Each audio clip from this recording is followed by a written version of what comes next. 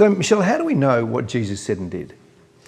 Well, the best way to find out what he said and did are from his biographies, which are in the New Testament, the 4 Gospels. Often we think about the Bible and we go, oh, well, that's not reliable, and it's just this religious book put together. But it's really helpful to remember there's lots of different parts of the Bible, and they have different uses. And Matthew, Mark, Luke, and John are biographies of Jesus' life. And just like any historical figure, the way we find out who someone is, the best way when they aren't walking and living among us anymore is to go into the historical research that we have about him.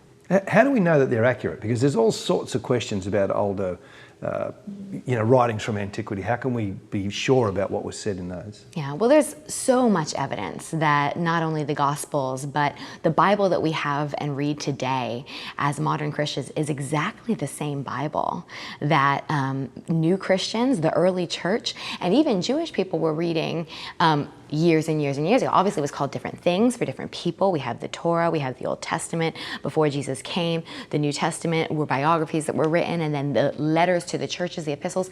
The way we are sure is there's just a wealth of evidence. There's first literary historic evidence.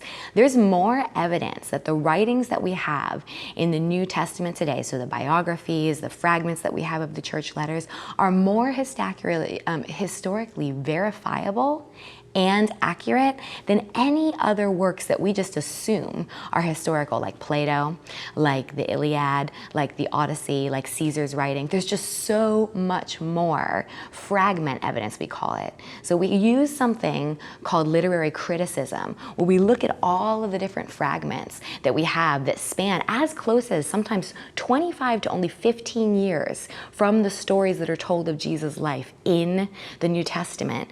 We have over 25,000 of these literary fragments in Greek, in Latin, and in other ancient languages. And rather than that being a problem, oh, we have all these copies, hasn't it been changed? Look at all the different versions we have. That means that with absolutely academic accuracy, we can, and it has been done over and over and over again, go back and piece together the entire historical evidence that we have of Jesus' life and the New Testament, and see when it was written, which scribes wrote them, and if there are any disputable parts where someone goes, well, that wasn't in the earliest edition, we go back to where the change happened, and we can find it and locate it and go, oh, this is where it happened, and then correct it to make sure that heresy or changes don't happen. So it's completely accurate. There's actually no historians today, tenured historians, that will stand up and say that the facts that we have about Jesus' life,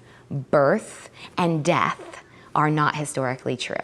Because there is a bit of a feeling out there, even among some, I guess, intellectual commentators, if I can use that term, that says, well, we're not absolutely sure that Jesus was a historical figure.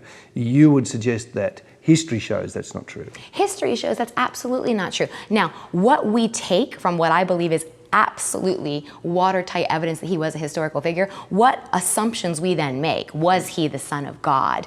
Did he do what he said he did? Did his followers change what he said later on? That is going to be open to dispute by different people and different academics, and as I hope any person that would look into it would decide for themselves. But the facts about where he was born, the prophecies leading up to his birth, the life that he lived, how he treated people, what he taught, the trial that he was put on before his death, the circumstances surrounding his death, and also the fact that 3 days later, nobody could find his body. Those historical facts are not disputed about.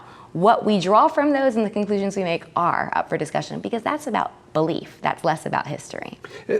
There's a lot of kind of both historical figures and religious figures, almost Messiah figures like Jesus is. How is Jesus different from others of his era or even later eras? Yeah, you know why I love this question so much when people ask me is because all of the other religious leaders, I believe, in history pointed to paths of change, new ways of acting, behavior modification, or steps to God or to peace or to happiness. If you follow me, you might get this. If you follow me, I'll point you to God.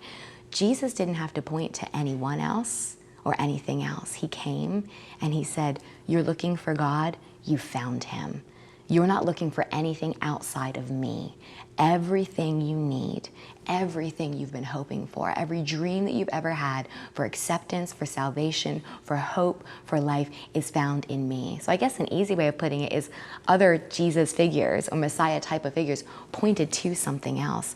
Jesus came and every step of the way said, if you're seeing me, you're seeing the Father. Everything you need is right here in me. What did Jesus leave when he left Earth? Because in some ways, he changed the world, but then he didn't. When he left, there wasn't much, was there? Right. What did he leave? You know, I believe he left a new kingdom. It didn't look the way even his followers had hoped that it would look. Many left him, even his betrayers ran away because they expected Jesus' new kingdom and the anointed Messiah to come and maybe bring war or maybe change political things. But he brought a new unseen kingdom that wasn't just about changing a government strategy or a new way of live, a kingdom that said, I'm the king you've always hoped for, and an invitation not into a new set of laws, but into the royal family of God. An invitation that goes, yeah, this kingdom operates under different rules, different regulations, different laws, different standards that you have ever done. But I'm not asking you to sign up to one new kingdom or one new civilization. I'm asking you to join relationship with the king himself. You not only get a new kingdom, but you get an invitation in as children of the king. You're the royals now. And that did change everything, because everyone else kept trying to create new systems or kept trying to have new victories. And Jesus came, and though much of it wasn't seen in the physical or the material or even in laws that people expected, he gave an invitation into a relationship. And as with everything in life, the truest and the most real relationships are the only true thing that change the world. Was there anything that was, what was the most important thing that Jesus did? What was the most kind of game-changing thing that Jesus did, do you think? To me, his game-changing aspect is his presence. Emmanuel, God with us. There's a lot of leaders, there's a lot of laws, there's a lot of new ways of thinking that tell you things to do or give you recipes for success or just different things like that. Jesus said, I'm here, I'm God, and I'm gonna walk with you. You're sad, you're suffering, I'm gonna cry alongside of you. You're hungry and thirsty for forgiveness, for justice, for peace. Just by being near me, I will give it to you. So I believe the biggest game change that Jesus brought and continues to bring today is his presence. He showed that God was truly real in history and brought God's presence, physical presence, into history. He left and he said, my peace I leave with you. You're not gonna be alone. It's gonna be sad, it's gonna be hard, but I'm sending you a comforter. I'm leaving with you still my presence. Today, as we talk about the imprint that Jesus has left, yes, we have systems and societies built around what he taught, but what he still leaves with us today is, I will never leave you or forsake you.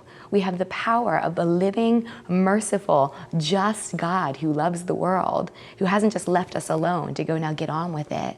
Follow me. He does say follow me, but he goes, guess what? I'm right with you. You can look at me, you can walk with me, you can talk to me, and that changes everything. In that, you mentioned forgiveness. What did Jesus have to say about forgiveness? The two things that always jump out to me is the woman who washed his feet. He said, those who have been forgiven much love much, which I think speaks a lot about our heart. I think those of us that struggle with forgiveness are never quite sure where we stand with God and never quite sure where we stand with other people. But also, he taught us how to pray. He said, forgive us our sins as we forgive those who sin against us. Forgiveness was central to all that Jesus taught because forgiveness is about sacrifice. Forgiveness is about right standing and right relationship. Forgiveness is about reconciliation. And really, Jesus wasn't setting up a religion. He was showing us how to right our relationship with God. Well, did Jesus say things about forgiveness that were different from other leaders, either then or now? Yeah, I mean, if you look at just the time period that he lived in, forgiveness was always conditional. even amongst, and especially amongst the religious leaders of the day. It was an exacting, demanding, conditional forgiveness. I will forgive you if you have suffered enough. I will forgive you if you pay back enough. I will forgive you if, under the exacting of the law or the society of the day or religious ceremony, you have fulfilled all of the ticks to show that you will pay back what you owe me. And Jesus brought a complete new way, going, forgive your brother 70 times 7, keep doing it. That shocked everybody. And then today, I believe forgiveness has gotten cheap.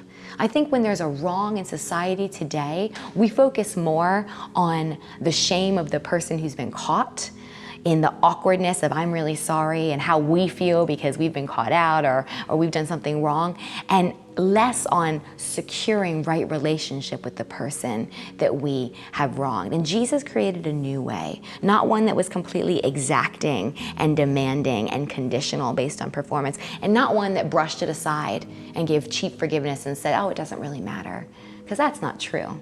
Forgiveness is costly because forgiveness is sacrifice.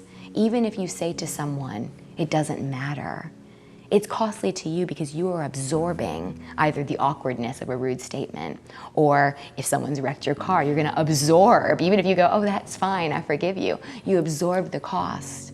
Relationships that mean something, that go the distance, marriages, friendships, parenting that works in society is so costly because again and again and again you say, I am not willing to sacrifice relationship with you, so I will sacrifice myself to sustain our relationship. And that model for life and relationship and forgiveness only came at the cross. Tell me about the cross. I mean, what did the cross do? If you were to explain to somebody, so what was the cross about, death and resurrection, and how it relates to forgiveness, what would you say? I would say the cross is the greatest demonstration and evidence that we have that the whole salvation story is about love, but love that is different than just the feelings and temporary, individualized understanding of it we generally have. That love is the point of the salvation story, and that love is a costly love.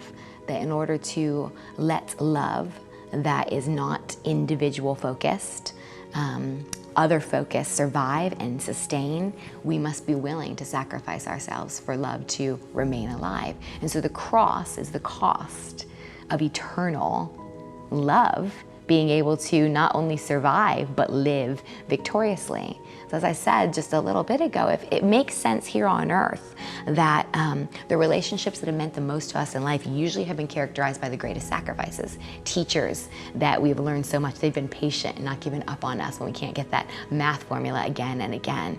Parents and children that have wonderful relationships, no matter what, brainless moments sometimes we or children or your children go through, survive because the parents again and again go, I love you, I'm not going anywhere, I can take that cost on.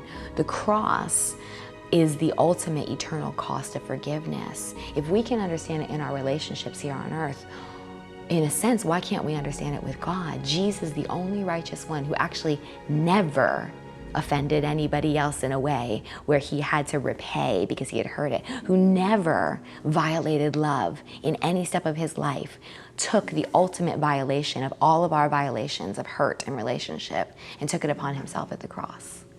If there were those who were listening and say, well, I don't think I really need forgiveness, how would you respond?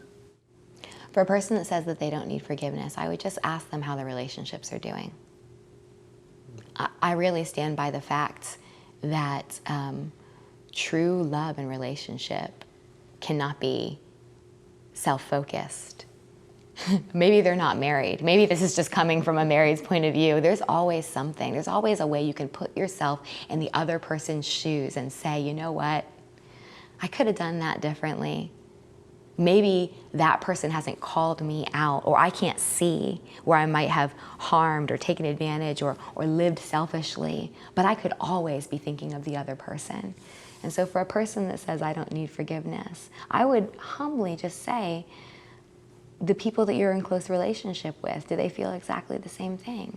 And is there any way that you can take on a lens of living in life where it's not thinking about, well, there's nothing I've ever done wrong, but beginning to think, where can I be living for other people? Where can I be loving other people well when they're not loving me?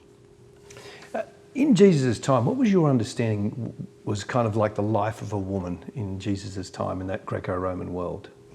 Well, I tell you what, I'm pretty happy I didn't live in that time, if I'm really honest. It was really different from what we know now, at least in our Western world. So for instance, Aristotle, he spoke that the building blocks of community was friendship, and said that we need thriving friendships where equals meet and exchange trust and intellectual prowess and really build each other up. But then going on to write about a relationship between a husband and a wife, he said the relationship between a husband and a wife should be as a ruler and the ruled. So for someone saying that community, this is the Greek thought, is built on good relationship, but then saying relationships between men and women are not friendships, it's the ruler and the ruled, that makes you go, ooh, that probably meant that women didn't have it quite that easy. Also, it was common practice and expected that a woman's realm was specifically in the home, and not hearing that as we might hear that today, not as in I'm taking care of anything from my home and I love doing that and I thrive in that and that what's bringing me alive, meaning secluded. The way that Greco-Roman women were kept is kind of shocking sometimes. Basically a show of how much not only force, but wealth and honor that you had in the society would be how many wives or women that you had and how secluded you kept them, how locked down, how kind of the fortress that you built, how amazing it was, how luxurious it was, almost that you could at your beck and call have your wives on demand, but nobody else got to see them because they were exclusively yours. So basically you were excluded from society, you were not allowed to own property, you were not allowed to do any economic transactions without a male guardian. I know in the Jewish world, a woman's testimony was not even valid in the court of law. So she couldn't stick up for herself or be a witness to anything. Young girls were not permitted to be educated, and they were not permitted to speak in public. So a woman's role was pretty background, pretty subservient, and not really viewed as someone who could be a leader, someone who could have a public voice, and someone who could actually have their own rights in and of themselves. So the person of Jesus in history into that world, how did he change the way he treated women or the way women were treated around him? Well, he really changed everything. He just flipped everything on its head. He broke every box, and that is really what got him killed. The religious leaders didn't like that they expected God to come a certain way, and Jesus looked so differently, so they killed him because they couldn't just conceive of what that looked like. But Jesus always went after the lost and the last and the least. He had women disciples, though people don't usually realize that. All you got to do is read through the Bible and look at Susanna, look at different people that he mentions that not only followed him around with his other disciples, but actually funded his ministry. That was unheard of. That was shocking. That would have been shameful in a time when women couldn't have economic transactions, couldn't be seen as social or political or financial leaders. And yet he had women that not only followed him enough, but put their own personal finances into backing his ministry. I mean, Mary sitting at his feet. Often we dismiss or gloss over that story where he talks to the two sisters, Mary and Martha. And often, I've even heard it or taught it probably in the past as, Martha was too busy doing chores and Mary spent time with Jesus, so that was great. And we need to all remember to spend more time with Jesus. That's a valid interpretation of it.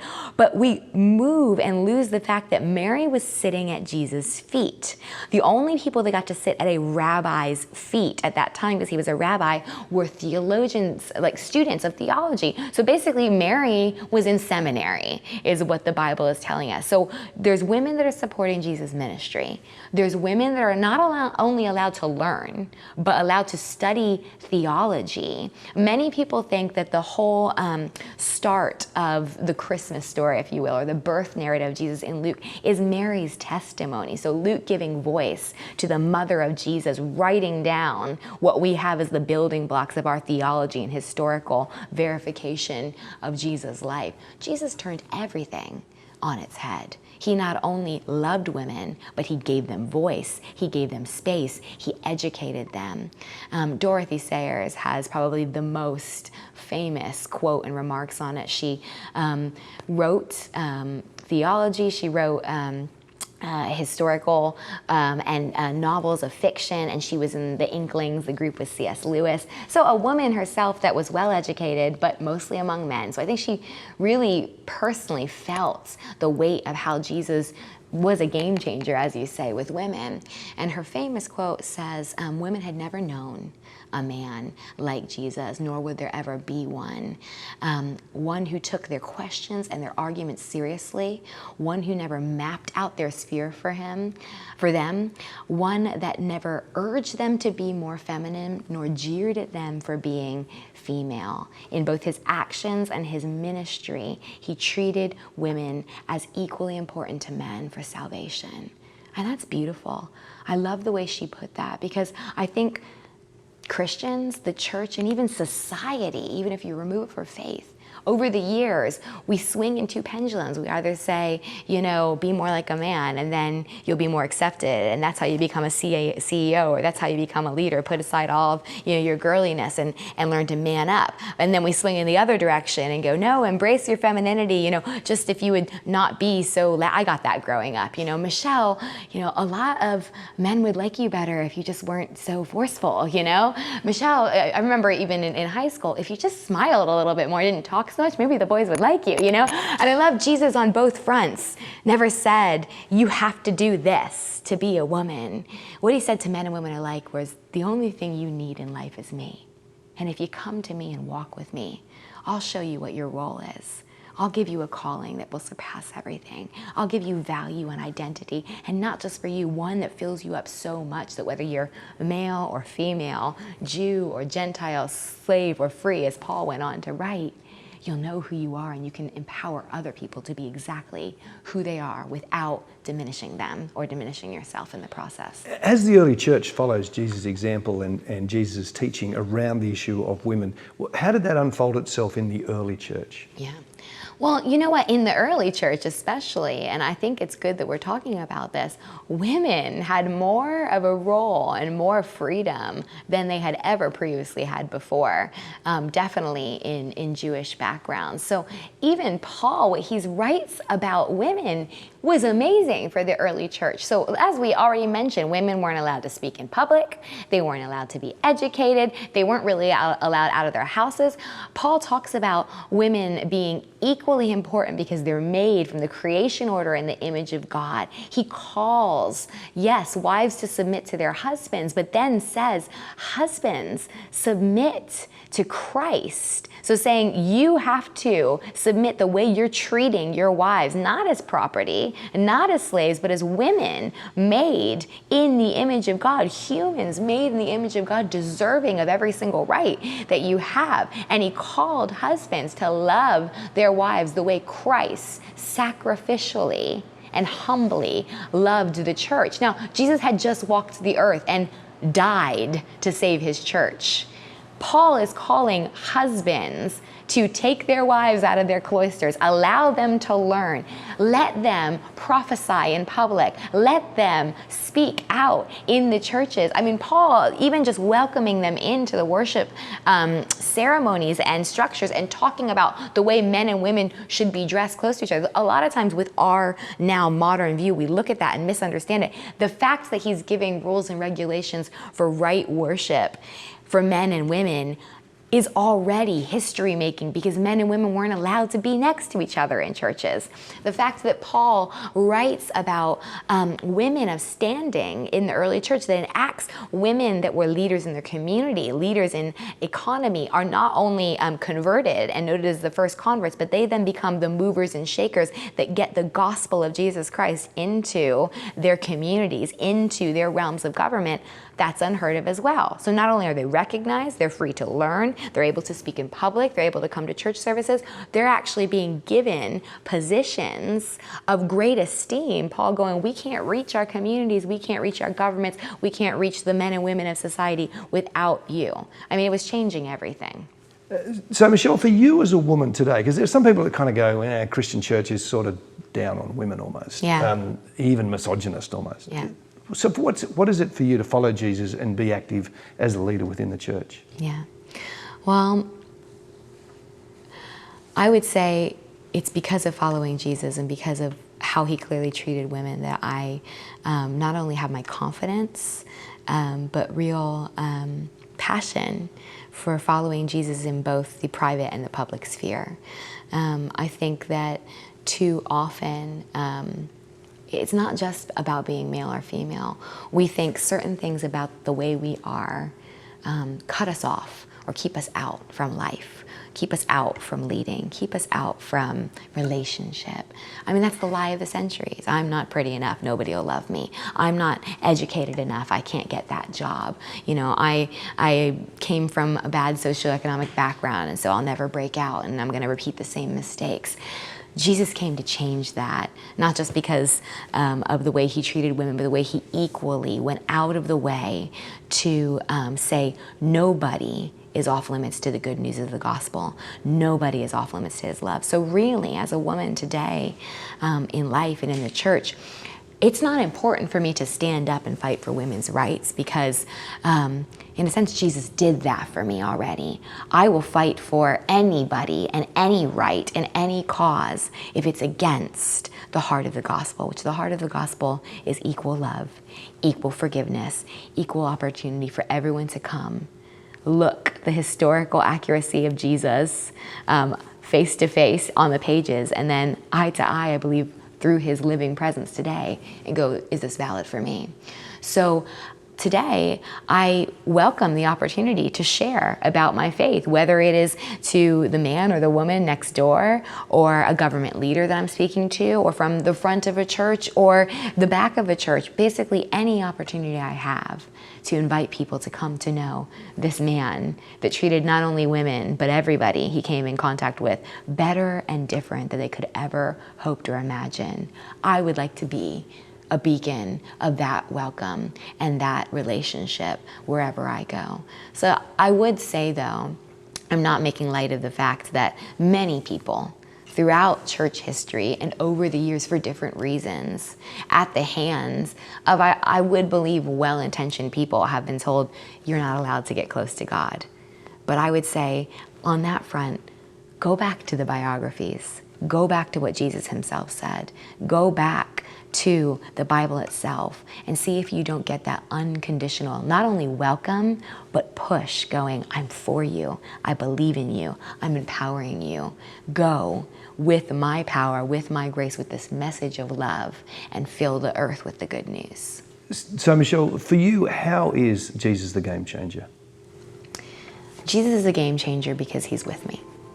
Jesus is a game changer because his presence never leaves us or forsakes us. That's what changed history, because he actually physically came with his presence. But he's the game changer in all of life, because whenever we think that we can't forgive anymore, we're reminded of how he forgave us and filled with his power and grace. Whenever we think that we're suffering too much, we can be reminded of the way that he suffered, but then also press in here and now to the fact that he's saying, you can cry out to me. It's okay to be in pain. It's okay to have questions. I'm the God who invites you into the conversations about these things. Jesus is the one that changes everything because he's always with me. And I never have to be alone. And when society changes, because it will, and when any new person gets a new interpretation of a new law or a new trend that might hurt me or hurt someone else or say no or cut people out, I'm with Jesus and he's there going, I'm for you. My message hasn't changed, my power doesn't change, my grace for you doesn't change, and we can face this together. And really, as long as we are with him, everything will be changed, whether it is personally, whether it's in our communities, or whether it's in government. Just walking with him is the key to change.